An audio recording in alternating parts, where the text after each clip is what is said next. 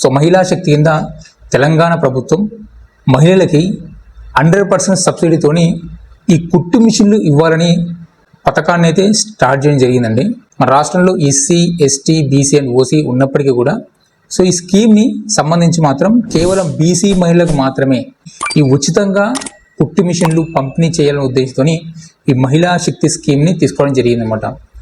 అయితే ఇప్పుడు ఉన్నటువంటి డాటా ప్రకారము ఒక నియోజకవర్గానికి 1000 కుట్టు మిషన్లు చొప్పున, అవి కూడా కొత్తవి అంటే లేటెస్ట్ మోడల్తోని ఇచ్చే ప్రయత్నం చేస్తుంది ప్రభుత్వం కూడా. అంటే మన రాష్ట్రంలో 119 నియోజకవర్గాలు ఉంటే దాంట్లో ఒక 1000 కుట్టు మిషన్లు ఒక్క నియోజకవర్గానికి అంటే 1.19 లక్షల కుట్టు మిషన్లు అవసరమవుతాయి.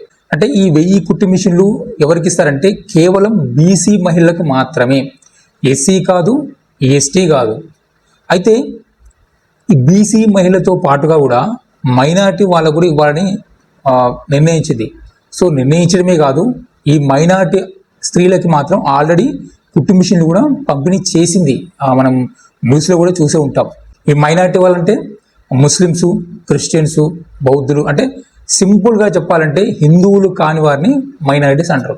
సో మైనారిటీస్కి ఆల్రెడీ పంపిణీ స్టార్ట్ చేయడం జరిగింది, ఇస్తున్నారు కూడా. అయితే కూడా ఒక చిన్న ట్విస్ట్ అవుతుందండి. అంటే ప్రభుత్వం ఏం చేసిందంటే బీసీ మహిళకి అని చెప్పింది.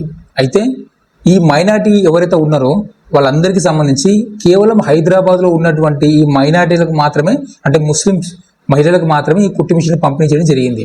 అయితే రీసెంట్గా ఈ క్యాస్ట్ సంబంధించి తీసుకున్న సర్వే ప్రకారం అయితే ఈ ముస్లిమ్స్ ఎవరైతే ఉంటారో మనకి మైనారిటీ కింద వస్తారు కదా, ఈ ముస్లిమ్స్ క్యాస్ట్ని బీసీలో యాడ్ చేయడం జరిగింది. ఇక్కడ గవర్నమెంట్ చెప్తున్న రూల్స్ ప్రకారం అయితే బీసీ మహిళలకు అంటే ప్రతి నియోజకవర్గంలో బీసీ వాళ్ళే కాకుండా బీసీ వాళ్ళు చాలా మంది ఉంటారు. గౌడ్స్ కానీ, వంశరాజులు కానీ, వీళ్ళందరూ చాలా క్యాస్ట్ ఉంటాయి బీసీ సంబంధించి. అయితే సాగర్ అందరూ కూడా ఈ బీసీ కిందకి వస్తారు కదా, బీసీ కేటగిరీ కిందకి. అయితే దీంట్లో ముస్లిమ్స్ కూడా యాడ్ చేయడం జరిగింది. ఇప్పుడు నియోజకవర్గానికి 1000 మంది మహిళలకి కనుక మనకి కుట్టు మిషన్లు ఇస్తే ముస్లిం మహిళలకే ఇంపార్టెన్స్ ఇచ్చే విధంగా కనిపిస్తుంది. ఎందుకంటే రీసెంట్గా ముస్లిమ్స్ అందరిని తీసుకెళ్ళి బీసీ కేటగిరీలో పడేసింది కాబట్టి. సో అంటే ఈ ప్రతి నియోజకవర్గంలో ముస్లిమ్స్ ఎవరైతే ఉంటారో వాళ్ళకి ఫస్ట్ ప్రయారిటీ ఉంటే ఉండొచ్చు, మిగతాది హిందూ, బీసీలు ఎవరైతే ఉంటారో వాళ్ళకి. ఇంకొకటి ఈ మహిళలకు అందరికీ కాదండి, అంటే ముస్లిమ్స్ పక్కన పెట్టండి, ముస్లిమ్స్కి ఎటువంటి కండిషన్ అయితే పెట్టలేదు, వాళ్ళకైతే ముస్లిమ్స్ అయితే చాలు, వాళ్ళకి ఇచ్చిస్తున్నది గవర్నమెంట్. సో ఈ మామూలుగా ఈ హిందూ, బీసీలు ఎవరైతే ఉంటారో దాంట్లో ఏం చేశారంటే స్పెషల్ కేటగిరీ కింద ఇవ్వడం జరుగుతుంది. అంటే ఒంటరి మహిళలు లేదా భర్త చనిపోయిన మహిళలు, విడోస్, లేదా అనాథలు, లేదా పేదవారు, స్పెషల్ కేటగిరీ కింద ఉన్నటువంటి బీసీ మహిళలకు మాత్రమే ఈ కుట్టు మిషన్లు ఇవ్వాలని మాత్రం నిర్ణయించినట్టు తెలుస్తుంది. ఓకే, అంటే మీకు బీసీ మహిళలు కనుక కుట్టు మిషన్ రావాలంటే మీరు విడో అయినా అయి ఉండాలి, లేదంటే మీరు ఒంటరి మహిళనా అయి ఉండాలి, లేదంటే మీరు అనాథలన్నా అయి ఉండాలి, తర్వాత పేదవాళ్ళనే ఉండాలి. పేదవాళ్ళంటే జనరల్గా ఇప్పుడు రేషన్ కార్డు ఉందంటూ వాళ్ళందరూ పేదవాళ్ళ కింద వస్తారు కాబట్టి రేషన్ కార్డు కలిగి ఉండాలి. సో రేషన్ కార్డుతో పాటు ఈ కొంచెం స్పెషల్ కేటగిరీ ఉంటే వాళ్ళకు ఒక ఫస్ట్ ప్రయారిటీ ఇస్తుండొచ్చు. సో అలాగే వీటితో పాటు ఇంకొక ఇంపార్టెంట్ ఏం చేశారంటే టైలరింగ్ అనేది వచ్చి ఉండాలి. అయితే మనకి టైలరింగ్ రాకున్నా సరే ఈ క్వాలిటీస్ ఉంటే ఈ కేటగిరీ కింద ఇస్తారు అనుకోవద్దు, వాళ్ళకి టైలరింగ్ పని తెలిసి ఉండాలి. అలాగే సర్టిఫికేట్ ఉంటే ఇంకా ఫస్ట్ ప్రయారిటీ ఇస్తారు. టైలరింగ్ సర్టిఫికేట్ అంటే చాలా ఈజీ ప్రాబ్లం, ఎందుకంటే ఇన్స్టిట్యూట్ ఉంటాయి గవర్నమెంట్ తరఫున, ప్రధానమంత్రికి సంబంధించి స్కీమ్ కింద టైలరింగ్ నేర్పించి సర్టిఫికేట్ వాళ్ళే ఇస్తారు కాబట్టి అలాంటి సర్టిఫికేట్ ఉన్నా సరే నడుస్తుంది. లేదా ప్రైవేట్గా నేర్చుకున్నా సరే టైలరింగ్ అనేది వాళ్ళకు కూడా ఫస్ట్ ప్రిఫరెన్స్ ఇవ్వడం జరుగుతుంది. అంటే ఇక్కడ ఏంటంటే టైలరింగ్ క్వాలిఫికేషన్ ఉండి టైలరింగ్ వచ్చిండి ఈ కేటగిరీ చెప్పినట్టుగా ఎవరైతే వీళ్ళు ఉన్నారో వాళ్ళకి ఫస్ట్ ప్రయారిటీ ఇస్తారు. అది నియోజకవర్గంలో కేవలం ఒక 1000 మందికి మాత్రమే. దాంట్లో ముస్లిమ్స్, మైనారిటీస్ కూడా కలిసే ఉంటారు. సో యాజ్ పర్ దీన్ని బట్టి అయితే మరి ఇది ఎప్పుడు అప్లికేషన్ పెట్టచ్చండి? అయితే దీని అప్లికేషన్ అనేది ఆన్లైన్లో ఉండొచ్చు లేదా ఆఫ్లైన్లో ఉండొచ్చు. ఆన్లైన్లో అంటే మనకి తెలంగాణ ఆన్లైన్ బెనిఫిటరీ సిస్టమ్ ఉంటుంది, బెనిఫిటరీ మానిటరింగ్ సిస్టమ్, దాంట్లో అప్లికేషన్ తీసుకోవచ్చు. లేదా గ్రామ సభల్లో కనుక మీటింగ్స్ పెట్టేసి అక్కడ కనుక ఎవరైతే అర్హత ఉందో వాళ్ళందరినీ సెలెక్ట్ చేసి కలెక్టర్ ఆఫీస్కి పంపవచ్చు. లేదా కలెక్టర్ ఆఫీస్లోనే అప్లికేషన్ తీసుకోవచ్చు. చెప్పలేము, అంటే ఇది స్పెషల్గా అని ఎక్కడ తీసుకోవాలనే అప్లికేషన్ అనేది ఇంకా మనకి రాలేదు. ఎట్లా అప్లికేషన్ పెట్టినా ఫీల్డ్ వెరిఫికేషన్ అయితే కంపల్సరీ సెక్రటరీ స్థాయి నుంచి అయితే ఫీల్డ్ వెరిఫికేషన్ డెఫినెట్గా చేస్తారు.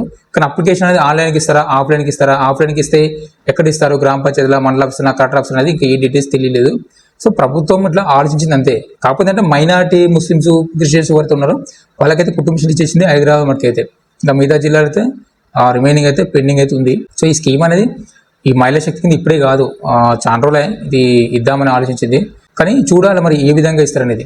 సో అప్పటి వరకు మహిళలు ఎవరైతే ఉన్నారో మీరు చేయాల్సిన పని ఏంటంటే, ఎవరికైతే ఈ మహిళా శక్తి కింద కుట్టు మిషన్లు కావాలని అనుకుంటున్నారో ఖచ్చితంగా మీరు టైలరింగ్ సర్టిఫికేట్ తీసుకోండి. వీలైతే నేర్చుకొని ఒక సర్టిఫికేట్ తీసుకోండి. ఎందుకంటే సర్టిఫికేట్ ఉన్న వాళ్ళకే ఫస్ట్ ప్రియారిటీ ఇచ్చే అవకాశం ఉంటుంది. ఓకే, ఫస్ట్ ప్రిఫరెన్స్ సర్టిఫికేట్ ఇచ్చి పెట్టుకోండి. నెక్స్ట్ వచ్చేసరికి క్యాస్ట్ సర్టిఫికేట్ ఇచ్చి పెట్టుకోండి. ఓకే, మీరు బీసీ మహిళ చెందినవారని చెప్పేసి ఒక క్యాస్ట్ సర్టిఫికేట్ కంపల్సరీ. తర్వాత residential certificate, ration card, bank passbook, passport size ఫోటోలు, Aadhaar card, so phone number, ఇవన్నీ డీటెయిల్స్ కంపల్సరీగా కావాల్సి ఉంటుంది. మాన్యువల్గా అయితే మాన్యువల్గా అయినా సరే అటాచ్మెంట్ చేయాలి, ఆన్లైన్లో అయితే ఆన్లైన్లోనైనా సరే దీన్ని అప్లోడ్ చేయాల్సి ఉంటుంది డాక్యుమెంట్స్ అన్నీ కూడా.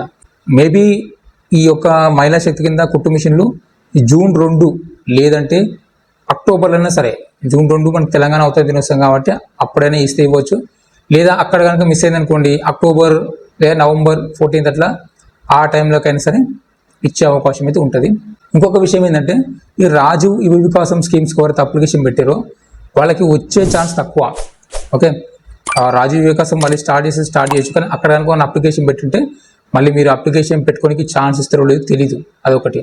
ఇంకొక ఇంపార్టెంట్ పాయింట్ ఏంటంటే, మీరు కనుక గత 5 సంవత్సరాలు ఏదైనా ప్రభుత్వ పథకం తీసుకొని కనుక ఉంటే మీకు ఈ పథకం వర్తించదు.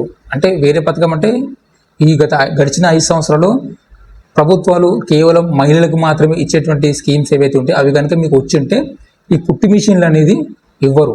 అది కూడా పెట్టడం జరిగింది. సో ఇంకా ఫైనలైజేషన్ అయితే రాలేదు. మేబీ ఇచ్చే ముందు రిలీజ్ చేస్తుండొచ్చు, ఎందుకంటే అది ఆర్డర్ ఇవ్వాలి, మిషన్ రెడీ కావాలి. సో అట్లా కాబట్టి కొంచెం టైం టేక్ అనేది. ఇంకా ఇస్తే ఇప్పుడు ఇవ్వాలి ఇచ్చే ఉద్దేశం ఉంటే, లేదంటే ఎలక్షన్ ముంగట నియోజకవర్గంకు 10 మందికి ఇచ్చి 4 ఫోటోలు దిగి చెప్పవచ్చు. కానీ అది ఓకే, అంతే అట్టనమాట సంగతి. సో ఇప్పటికైతే మహిళా శక్తి కింద అయితే ఇది ఒక కుట్టు మిషన్ అయితే ప్లాన్ చేస్తుంది గవర్నమెంట్. చెప్పలేము ఎట్ ఎనీ టైము ఒకవేళ ఇప్పుడు ఉంది పెట్టుకోండి అంటే టకా పెట్టుకోనికి మన దగ్గర డాక్యుమెంట్స్ అని రెడీగా ఉండాలి. ఎందుకంటే 1 రోజు ఇస్తారో, 3 days ఇస్తారో, 4 ఇస్తారో తెలియదు. ఒకవేళ ఆన్లైన్ ఇచ్చినా సరే అన్ని డాక్యుమెంట్స్ కనుక మన దగ్గర ఉంటుందంటే మనకి ఫస్ట్ ప్రిఫరెన్స్ వచ్చే ఛాన్స్ ఉంటుంది. ఏమి లేకుండా దగ్గరకు వచ్చినాక ఇవన్నీ అప్లికేషన్ పెడతా ఇవన్నీ చేసుకుంటా అంటే మాత్రం ఏమీ రాదు. అదొకటి గుర్తుపెట్టుకోండి. అందుకని అడ్వాన్స్ కూడా ఈ వీడియోలో నేను చెప్తున్నాను, ఈ కుట్టు మిషన్ వచ్చే ఛాన్స్ ఉందని. ఓకే, ఎవరికైనా మీకు అర్హత ఉంది అని మీరు కనుక భావిస్తే మీరు నేను చెప్పిన డాక్యుమెంట్స్ అన్నీ కూడా రెడీ చేసి పెట్టుకోండి. Aadhaar card, passport size photo, bank account, caste certificate, tailoring నేర్చుకున్న certificate, Telangana residential proof, phone number, ఇవన్నీ కూడా రెడీ చేసి పెట్టుకోండి. Thank you for watching. జై హింద్.